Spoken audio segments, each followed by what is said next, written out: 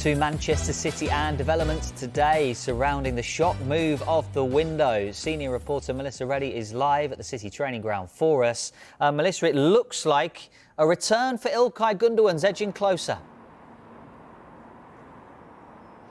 Yes, much to the delight of the players and the staff here at Manchester City's training complex and their supporters who live in my building, who couldn't wait to tell me how buzzed they are.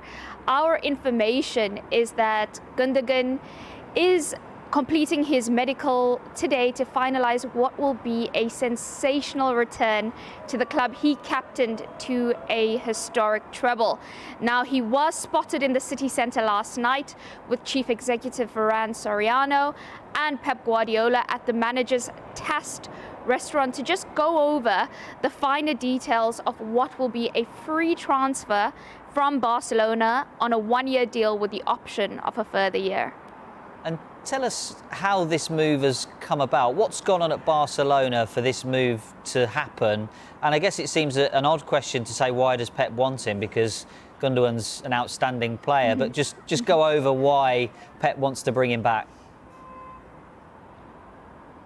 Yeah, Gundogan was actually Guardiola's first signing as City manager, and he was quite reluctant to let him leave last summer. The midfielder also felt that he had unfinished business at the club, but the issue was the contract offer on the table wasn't the length of deal that he wanted, and so he decided to pursue a fresh challenge with Barcelona, which was quite gutting for everybody involved, especially the dressing room here, because he's such a popular member of the team.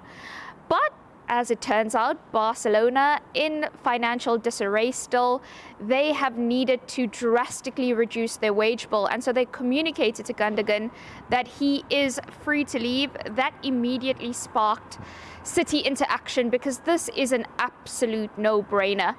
Guardiola gets a leader, somebody who means so much to this club, who has contributed so much to the club, who is very responsible out of possession, provides clutch moments when he is on the ball. What is it? 304 appearances, 60 goals, 12 major trophies, which includes 5 Premier Leagues and the Champions League. He just knows how to deliver for City, so well versed to Guardiola's demands.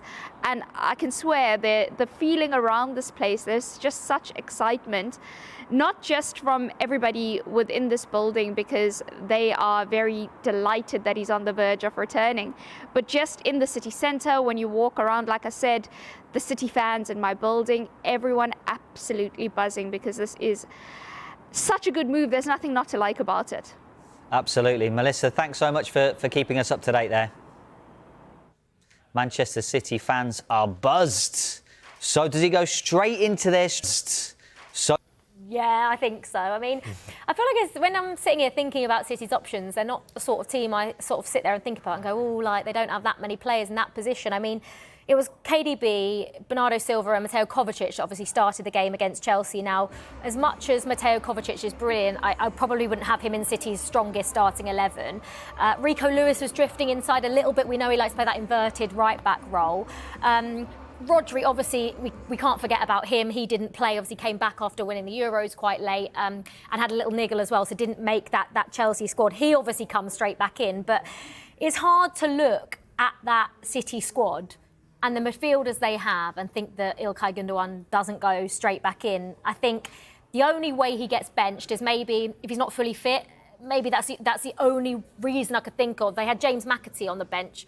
No disrespect to James McAtee, but there's no way that he's getting in the starting 11 ahead of Ilkay Gundogan. I mean, Melissa said it there, the fans are right to be excited. I mean, it's just so annoying because they've got so many brilliant players already, City, and just to think they're bringing back one of their very best, and I think one of the most underrated City players in that squad of absolute superstars. I think he stood out. But But I still think he's underrated, if that makes sense. Yeah. And to bring back a player who's that good, who's got those moments in him that could be the difference between winning the league and not, I just think it's not fair. Even him going to Barcelona, he didn't really drop off his standards. I remember seeing a press conference after a game that they lost, and the way he was talking about losing that game and the maturity that Barcelona need to have. You can tell he's still got that winning mentality. And speaking to Pep Guardiola, I'm sure that was a big reason why he came back. He knows how he's going to play in the team, what role he's going to play.